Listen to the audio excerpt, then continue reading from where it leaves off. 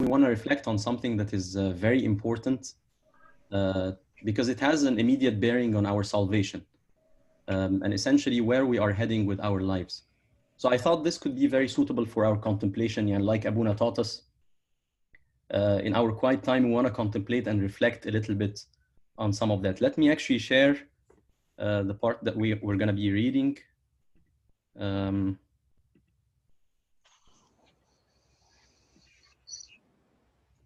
Can everybody see it? Yes. أبونا كبرها شوي من فضلك. Okay, so what we're going to talk about today is actually a story that we all know very well and we heard it a million times, but we want to take a lesson from it. It's the first verse that you can see, or the first group of verses, are from Luke 19, and that's the story of Zacchaeus. Zakka, حكاية Zakka. George, can you make the screen bigger, please? I don't know how to do that. Control and plus, I think. You want it to be full screen? I'll just bigger, يعني, so the text can be more visible. How about that? كل واحد ممكن bigger a little bit. This is good, thank you, George. Okay, you're welcome. So it's the story of Zacchaeus, which is from Luke 19, 1 to 10. And the verses that we selected tonight are the verses where Zacchaeus, at the end of the story, where Zacchaeus told the Lord, Lord, I give half of my goods to the poor, and if I have taken anything from anyone by false accusation, I restore fourfold. And Jesus said to him, today salvation has come to his house. So there is a big lie or a misconception that we sometimes live in, or sometimes that we hear, and that sometimes we think that salvation is cheap, meaning that salvation comes easy.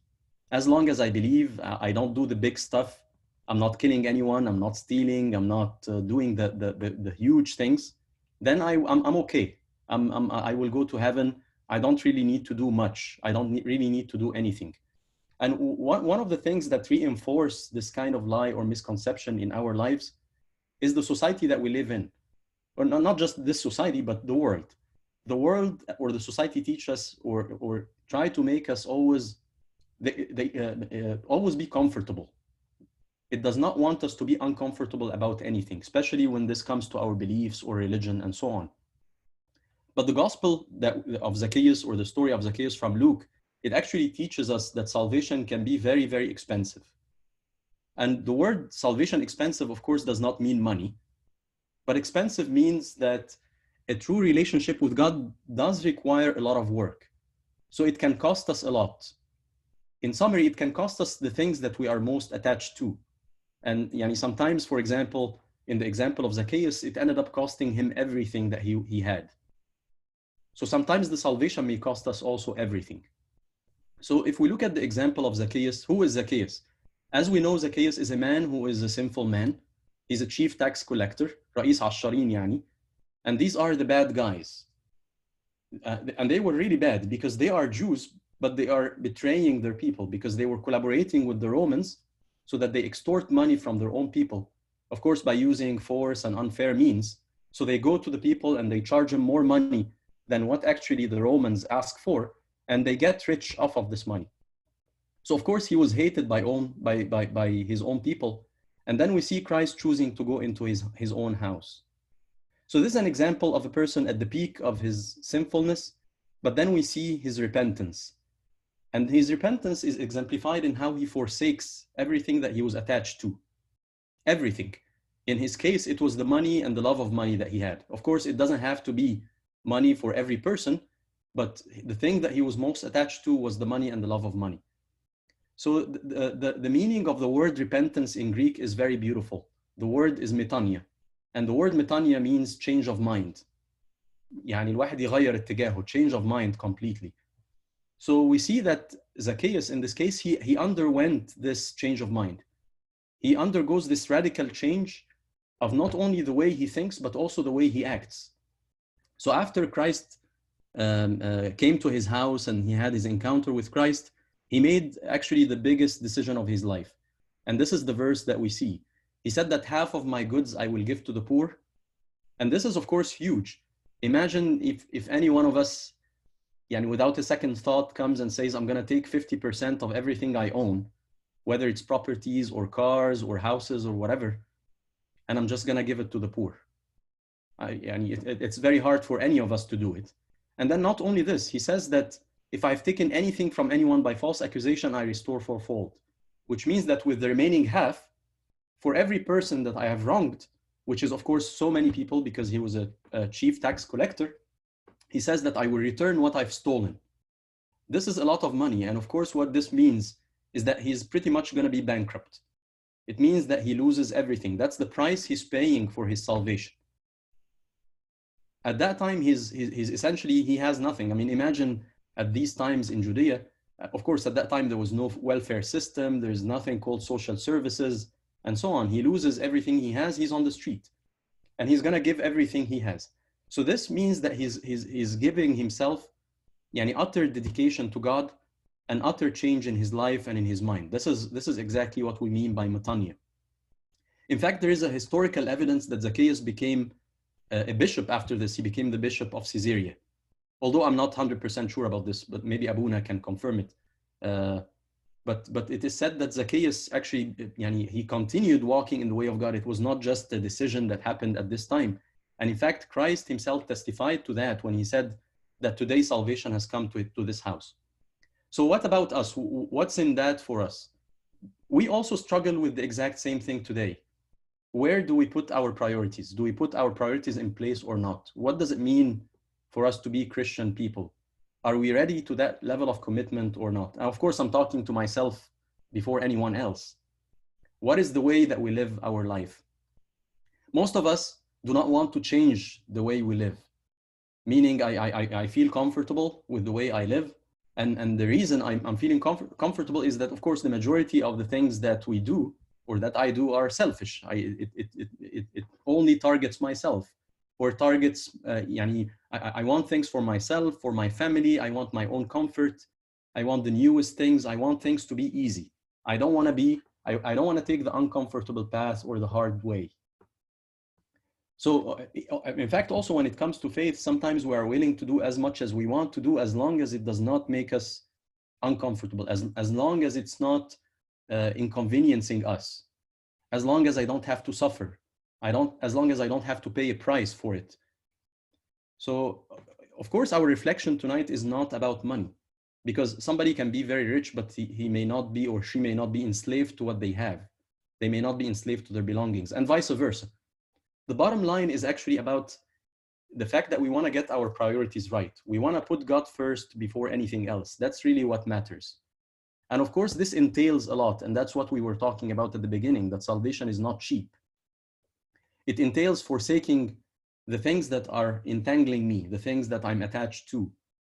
It's really about letting go, tark. It's about letting go the things that make me fall, the sins that I love the most. And it doesn't have to be money. It could be my ego, for example. I love praise, maybe.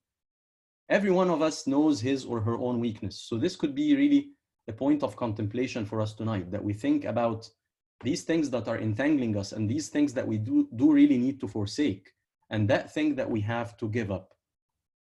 And by the way, God is expecting that from us. And the proof of that, you can see it in the verses, the second and the third verses that I've listed here. One of them is from Luke 14:33, and it's scary if you read it. This is a verse from the mouth of Christ. He says, "So likewise, whoever of you does not forsake all that he has cannot be my disciple." يسيب كل أمواله، ما يقدرش يبقى تلميذي. And the other one, he says, "If anyone desires to come after me, let him deny himself and take up his cross and follow me." So he does expect us to do that. And he expects us to do that not because he needs that from us. Of course, God does not need our prayer. He does not need our money. He does not need anything that we give. Anything that we do, it's for our benefit. Because if we do it, we become better people. We learn how to love. We learn how to free ourselves from things like the love of money, the love of things, the love of the world, the love of the self. So it's for us to be transformed and to become better people. And this is really the point of reflection that we want to contemplate about tonight. Also, the same thing, everything that we do in the church, our prayer, our worship is not for the benefit of God. It's for our own benefit, like we say in the Gregorian liturgy, of course. God doesn't need anything from me. We are the ones who need to sometimes struggle and to overcome. And we are the ones who need to become stronger and not to be enslaved and entangled to things that are attaching us to this world. And a nice thing also to mention, sorry if I'm taking a little bit more time, the reason Zacchaeus was able to forsake things is that he became quenched when he met with Christ and stayed with him and talked with him. He became filled with God. He is no longer hungry. يعني بقى شبعان. So the things that he owned became cheap to him and became easy for him to give away. Actually, I also want to mention that an interesting thing is that the story of Zacchaeus, which we read in Luke 19, this is the exact same gospel that Abuna would read when he comes to bless our home. If you look at the home blessing prayer in the Coptic reader, you will find that this is the gospel that we read. Because yes, inviting Christ, because Christ gave him, he said that salvation has happened to this house. Inviting Christ, of course, into our home is important, but to have salvation, there are consequences, and salvation is expensive. If we claim that we are Christians and that we believe and that we follow a different path from the rest of the world, then what we need to think about is we need to think about our life, where we are, what is it that we're doing about it, where are we putting our priorities? Because it's one thing to believe, and of course it's a completely different thing to be acting. Because having a belief does not mean a lot if we do not do them or we do not practice them. And the story of Zacchaeus reminds us of that. The last thing I want to mention is that there is a big source of hope in the story as well, is that Zacchaeus was very, very far from God. So it does not matter how bad I am. It does not matter how far I am from God. It doesn't matter even if I'm an outcast. It does not matter if people do not like me. It does not matter. What matters is what we do with our lives. How do we change ourselves, of course, by the grace of God? And how do we prioritize things? And actually, this is also one last thing to mention is the church, in fact, puts this reading in the third week of Tut, which is the first month of the Coptic year. That's the month of repentance, because this month is all about new beginnings, people that are having new starts. So this part is also hopeful for us. So the thing that we want to focus about is, again, prioritizing things, putting things in order, and that God is supposed to be coming first before everything else, as Zacchaeus did in this gospel, and that salvation is not really cheap. It entails forsaking things and letting go of the things that we are most attached to, whatever these things are. So I'm going to say the exact same contemplation now in Arabic. التأمل بتاعنا النهارده من قصة من إنجيل لوقا إصحاح 19. القصة معروفة لينا كلنا، هي قصة زكا، وهي قصة جميلة، وفي نفس الوقت عايزين ناخد منها حاجة تخص الخلاص بتاعنا. وطبعا أي حاجة تخص الخلاص بتاعنا دي priority بالنسبة لربنا، دي أهم حاجة. الآية زي ما احنا شايفين بتاعت زكا، إن هو قال ربنا قال له بعد ما تقابل مع المسيح قال له أنا أعطي كل، إنه خلاص قرر أن يعطي كل أمواله للمساكين، وإن كنت قد وشيت بأحد أرد 4 أضعاف. والمسيح قال له إن اليوم حدث خلاص لهذا البيت. فكنا بنقول إن في في كذبة ساعات إحنا بنعيش فيها أو بنصدقها، أو مفهوم غلط مش مظبوط، إن الخلاص رخيص أو سهل، it comes easy. طالما انا مش بعمل الحاجات الكبيره، مش بعمل الحاجات الوحشه، خلاص انا كويس، everything is fine. السبب واحد الاسباب اللي بتقوي الاحساس ده جوانا ساعات السوسايتي اللي احنا عايشين فيها، المجتمع بيقول لنا احنا لازم نبقى مستريحين، كل حاجه لازم تبقى سهله، والمجتمع بيحاول يسهل لنا الموضوع ده. لكن الانجيل ده بيبين لنا ان تبعيه المسيح ليها ثمن، لازم الواحد يدفع ثمن، والمسيح قالها بوضوح، قال لو قال لو ان كان احد لا يترك جميع امواله لا يقدر أن يكون لي تلميذا. وطبعا زي ما هنقول مش مقصود بالضرورة الفلوس، أي حاجة الإنسان ممكن يكون مرتبط بيها، أي حاجة ممكن تكون رابطة الإنسان، هي دي الحاجة اللي الواحد المفروض يكون يسيبها. المسيح برضو قال لو إن كان أحد يريد أن يأتي ورائي فلينكر نفسه ويحمل صليبه ويتبعني. فتبعية المسيح ممكن تكلف الانسان كتير، وممكن تكلفه اكشلي كل حاجه. مثلا غير اكزامبل زكا، احنا ممكن نبص مثلا على اكزامبل بولس الرسول. بولس الرسول ده كان راجل مفوه، كان تعليمه كان متعلم على يدي غملائيل، راجل كان ممكن يبقى الكارير بتاعه كارير اكاديميك كبير، لكن هو ساب كل حاجه واختار ان هو يعيش فقر اختياري، افتقر يعني بارادته علشان يتبع المسيح ويمشي ورا المسيح. قدامنا برضو الاكزامبل بتاع زكا العشار في التامل بتاع النهارده. ده كان انسان خاطي وكان مكروه جدا من اليهود، وهو فعلا كان وحش، يعني ما كانش انسان كويس، لان هو كان رئيس عشارين. ويعني العشارين اللي كانوا بيعملوه ان هم كانوا بيتعاونوا مع الرومان في ان هم ياخدوا فلوس عنوه من الناس، من الشعب، بطرق طبعا ملتويه وبالقسوه، ويروحوا يقولوا لهم ادفعوا لنا فلوس اكتر، اكتر من الرومان كانوا بيبقوا طالبينها علشان يتغنوا بيها. فكانوا بيغشوا الناس وكانت الناس بتكرههم جدا. المسيح اختار ان هو يخش بيته، واختار يعني بيت واحد خاطي جدا، وشايفين في التوبه بتاعته ان هو يعني ساب كل حاجه هو كان مرتبط بيها، ساب كل حاجه تماما، زي ما هنشوف في الحكايه او زي ما باين في الايه. باليوناني كلمه توبه معناها مطانيا، زي ما كنا بنقول، ودي معناها تغيير اتجاه. الواحد يغير فكره تماما، الفكر يتغير، يحصل تغيير جذري في حياه الانسان، مش بس في افكاره ولكن في حياته كلها. فهو لما اتقابل مع المسيح حصل موضوع المطانيا ده، حصل موضوع التوبه، ان هو غير حياته، اتجاه حياته اتغير تماما. بعد ما كان واحد بيكنز وبيجمع فلوس وبيعمل، يعني بيجمع فلوس، هو ده سبب امانه وهو ده سبب سعادته، قال اعطي نصف اموالي للمساكين وان كنت قد وشيت باحد ارد 4 اضعاف. يعني قرر ان هو يفتقر.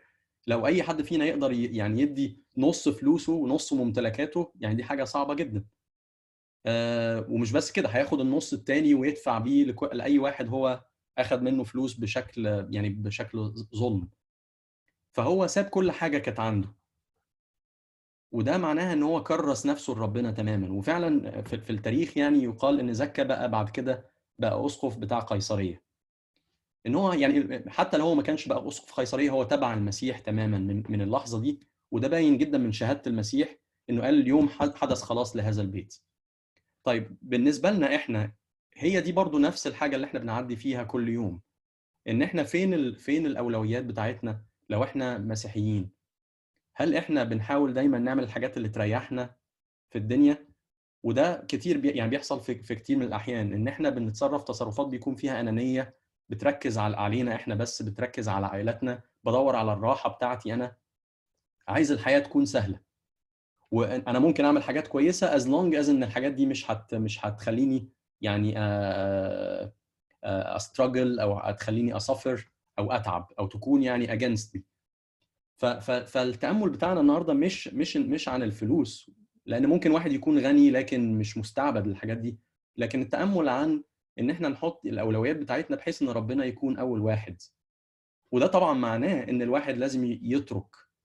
يعني الترك دي حاجه مهمه جدا في المسيحيه، يعني في حاجات كتير بتخنقنا، في حاجات كتير ممكن تكون ربطانه.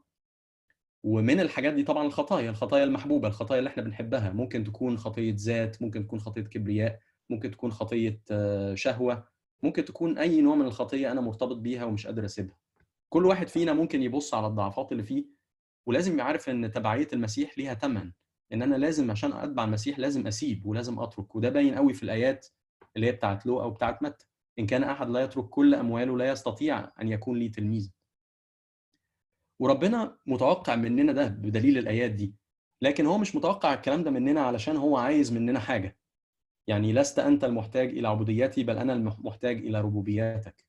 لأن إحنا لما إحنا بنعمل كده، إحنا اللي بيضيع مننا محبة المال ومحبة العالم ومحبة الذات.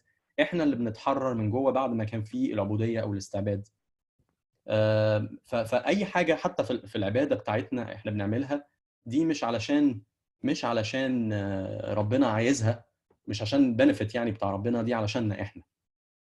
وطبعا الحاجه اللي تخلي الواحد يقدر ان هو يترك ان هو يكون شبعان. فالمطلوب ان الواحد يشبع من ربنا، زي ما زكى بعد ما التقى بالمسيح شبع من ربنا وحس بالشبع، فبالتالي الحاجات التانية بالنسبه له بقت رخيصه. زي ما الايه بتقول يعني النفس الشبعانه تدوس العسل. من غير ما تكون النفس شبعانه هتشوف الحاجات التانية ان هي غاليه ومهمه، لكن اول ما النفس تشبع مش هتشوف كده. الانجيل بتاع زكا ده بيتقرا في صلاه تبريك المنازل لما ابونا بيجي البيت.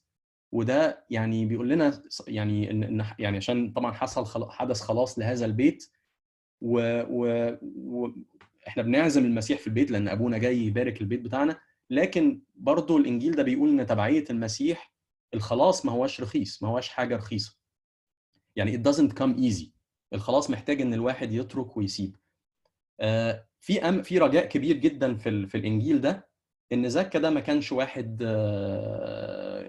كويس، ما كانش واحد قريب من ربنا، بالعكس ده كان ابعد ما يكون عن ربنا. فده يدينا كلنا رجاء ان دي بدايه كويسه لينا، وعشان كده الكنيسه حتى بتقراه في اول شهر في السنه القبطيه اللي هو شهر توت في الحد الثالث. بتقول لنا ان دي بدايه جديده، يعني اي حد فينا حتى لو كان بعيد خالص عن ربنا الباب دايما بيكون مفتوح. فيعني ربنا يدينا ان احنا نحط الاولويات بتاعتنا صح، وان ربنا يكون في الاول، ونعرف نتامل النهارده ان تبعيه المسيح معناها ان انا لازم اسيب حاجات كتير ممكن تكون ربطاني او ممكن تكون خانقاني وخانقه العلاقه بتاعتي مع ربنا. والمجد لله دايما. Thank you so much يا جورج. كنت عايز اقول لكم حاجه قبل ما نمشي. احنا بنبتدي 7 بالظبط، فيا ريت التامل بيبقى صغير، فيا ريت ان احنا نلتزم ان احنا نيجي الساعه 7 لو عايزين نحضر التامل كله. اللي بيفوتوا تامل او يحب يسمعوا تاني، كل الفيديوز اللي احنا بنسجلها بتتحط على اليوتيوب بتاع الكنيسه. انا هبعت اللينك دلوقتي على جروب الكنيسه، موجود عليه كل الحاجات اللي اتسجلت من ساعه لما ابتدينا الزوم، وطبعا كل الحاجات اللي قبل كده اللي هي الادابيس وكده كله على الشانل بتاعت الكنيسه. ما جاتش امبارح يا بونا على يوتيوب؟ الفيديو بتاع امبارح يعني انا لسه عامل له ابلودنج دلوقتي، ما لحقتش اعمله امبارح، بس كل الباقي موجود. اوكي ثانك يو يا بونا.